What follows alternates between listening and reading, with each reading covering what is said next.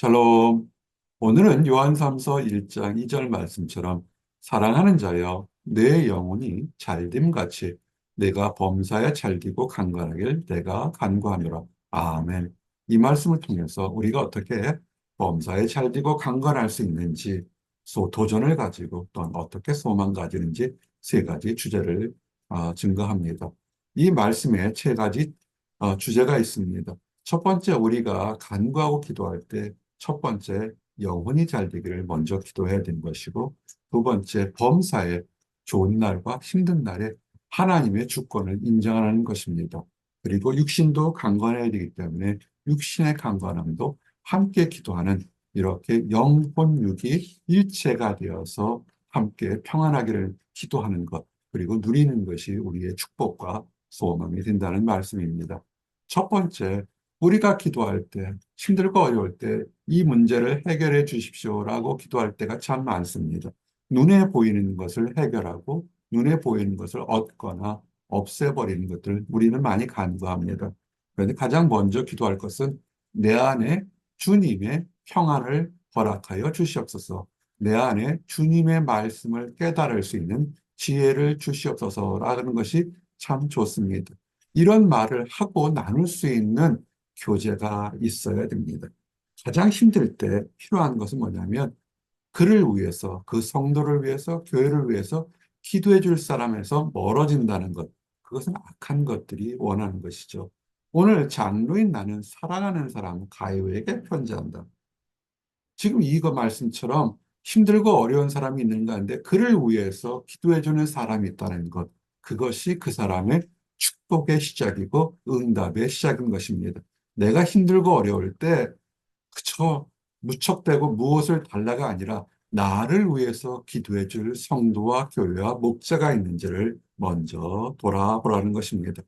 그러면서 우리가 육신으로 이어진 것이 아니라 우리 안에 영혼과 환경이 보이지 않는 것과 보이는 것이 있으니까 보이는 것은 우리가 어떤 문제인지를 깨닫지만 보이지 않는 것에 대한 것이 우리의 보이는 삶을 좌우할 때가 참 많습니다. 우리의 영혼을 잘 아니까 나의 영혼, 내 내면의 세계를 위해서 기도해 줄 하나님의 사람, 하나님의 은혜를 구하는 것이 먼저가 될 것입니다. 그러면 하나님의 은혜를 구한다는 것은 하나님을 의지한다는 것입니다. 왜 범인할까요? 왜 잠에서 깰까요? 왜 분노하고 초조할까요? 그것은 뭐냐면 보이는 것과 보이지 않는 두 가지가 있습니다. 보이는 것은 우리들의 원수겠죠. 우리를 힘들게 하는 어떤 대상이나 사물이나 환경일 것입니다. 그 사람들은 저것이 없으면 나는 평안할 것이라 생각합니다. 근데 내 손으로 치울 수 있는 것이면 사실 그렇게 밤잠을 설치면서 고민하지는 않을 겁니다. 내 손으로 힘들고 또한 그 사물 환경에 보이지 않는 다른 뒷배경, 영적인 것이 있다는 것입니다. 그리고 그 못된 것이 조롱할 때가 있습니다. 참 이러지도 저러지도 못합니다. 그럴 때 어떡합니까? 내 힘을 뛰어넘기 때문에 우리는 이 천지를 만드신 하나님을 의지하고 나가는 것입니다. 어느 때까지일까? 어느 때까지 내 문제가 해결되지 않고 해답이 없고 어떻게 해야 됩니까? 이미 스스로 자기 입술로 나는 능력이 없습니다라고 이미 고백한 것과 동일한 겁니다. 그러면 어떡합니까? 지혜로운 사람은 하나님을 의지해야 되는데 지혜롭지 못한 사람은 자기 고집을 주장합니다. 그래서 결과가 달라지기 시작합니다.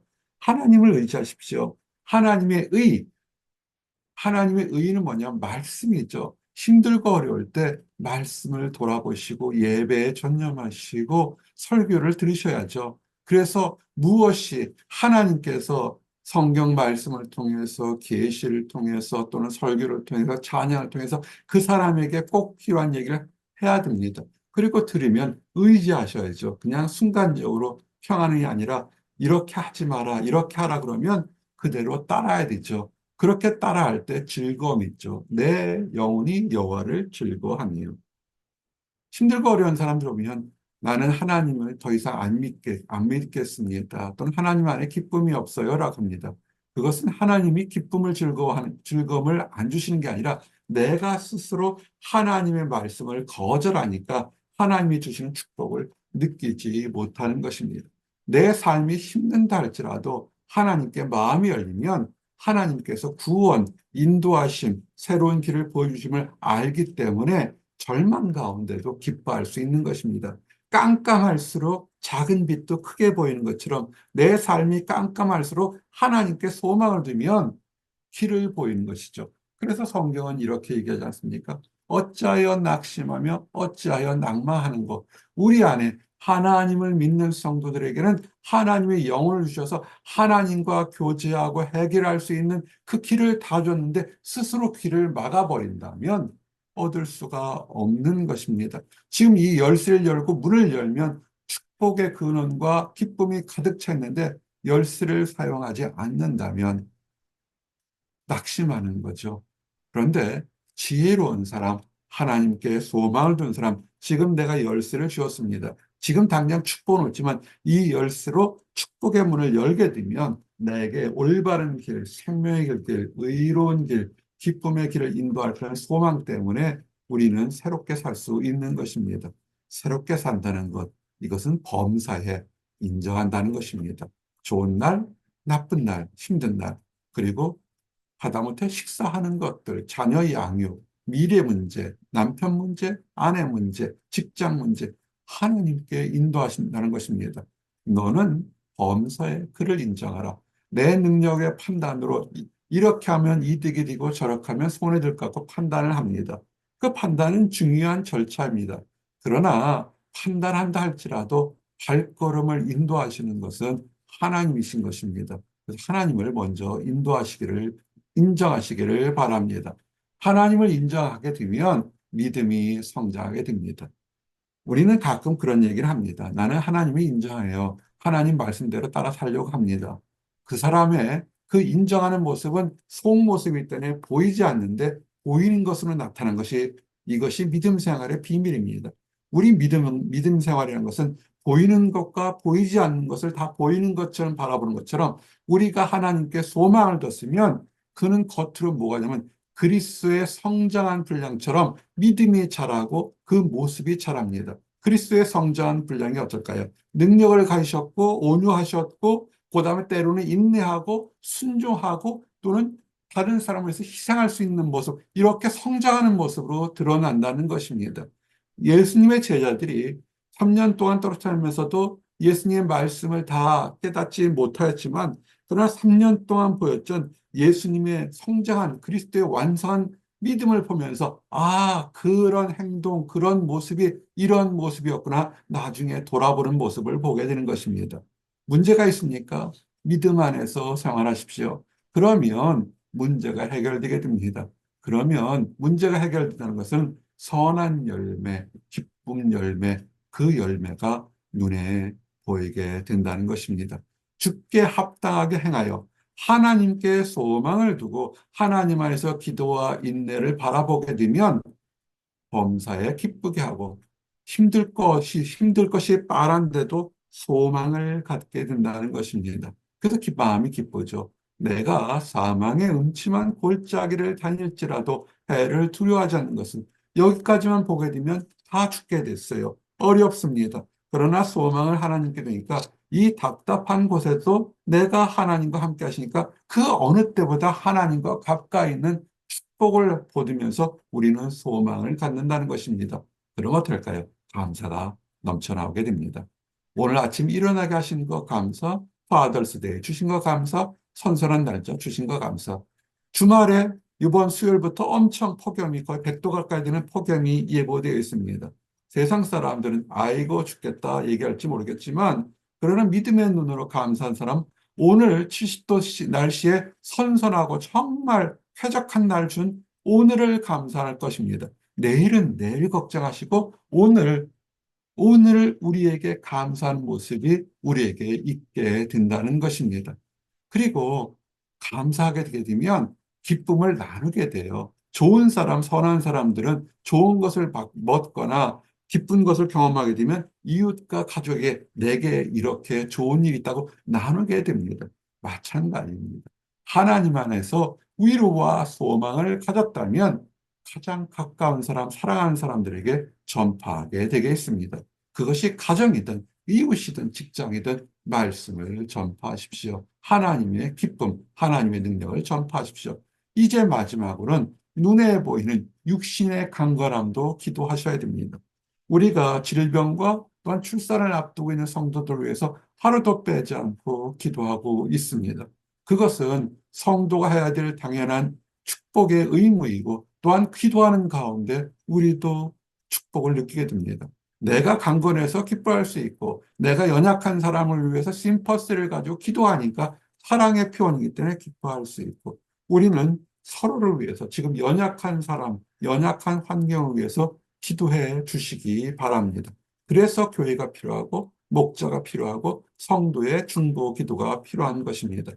그리고 가장 성도를 양육하는 목회자 입장에서 리더의 입장에서 기쁜 것이 뭐냐면 집을 샀다, 건물을 샀다, 승진했다가 아니라 말씀 안에서 소망을 가지고 뚜벅뚜벅 올바르게 간다는 것을 듣고 보는 것이 참된 목자의 기쁨인 것입니다. 사실 이것이 올바른 교회의 모습이 되어야 될 것입니다. 살다 보면 좋은 날이 있고 힘든 날도 있고 기쁜 날도 있고 외로운 날도 있습니다. 그러나 마치 캄캄한 바다에 바람 부는 바다 속에서 배가 어디를 갈지 모를 때 저 멀리서 보는 등대불을 보면서 비를 떠서 한 걸음 한 걸음 나는 소망을 두는 것처럼 우리 성도들이 하나님 안에서 지금 뚜벅뚜벅 올바르게 걸어간다는 모습이 본인과 교회와 목자와 하나님도 기쁘시게 할 것입니다. 그리고 기쁨을 나누셔야죠. 잘하는 것들이 있죠. 세상 사람들은 슬픔을 나누고 감정을 나누고 나쁜 감정들 나눠서 나의 감정을 덜어내려고 합니다. 그렇게 나누는 것이 좋으시면 기쁨도 나눠야 되죠. 소망도 나눠야 되죠. 이 사도들, 믿음의 사도들의 기쁨은 뭐냐면 내가 하나님께 우리 성도들의 영육간에 강건하기를 기도했더니 하나님께서 들으셔서 그 성도들이 형통한 것.